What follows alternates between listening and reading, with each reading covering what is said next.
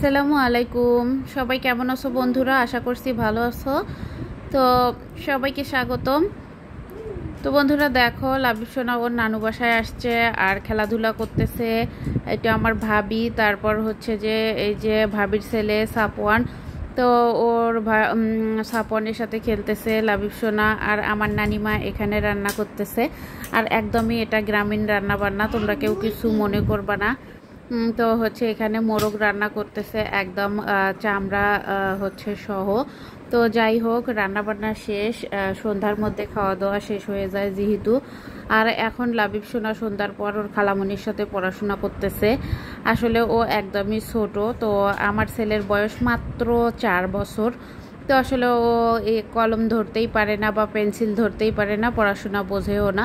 তো ওর খালামণি ট্রাই করতেছে যে বাবা দেখো এইভাবে পড়াশোনা করতে হবে কয়েকদিন পর। তো খালা আর ভাগনার এরকম কথোপকথন আর দেখতে খুব ভালো লাগে। আর আমিও একটু শেয়ার করে দিলাম আর ভিডিওটা নিয়ে নিলাম, কারণ এটা হচ্ছে একটা স্মৃতি। আমার ছেলে যখন বড় হবে হয়তোবা তখন ভিডিওটা দেখবে বা এরকমটা দেখবে, তখন তার ছোটোবেলাটা সে মনে করতে পারবে। আর আমরা তো আসলে আমাদের ছোটোবেলা মনেই করতে পারি না। তো আমাদের সময় তো এরকম আমাদের মা বাবারা ভিডিও করেনি, ফটো উঠায়নি বা পিক তোলেনি। তো যাই হোক না কেন, তো বন্ধুরা দেখো, তারপর এই যে ও লিখতেই চায় না, ওকে হচ্ছে বলতেছে আমার হাত ব্যথা করতেছে। তো এভাবে আসলে ছোট মানুষের ভালো লাগে।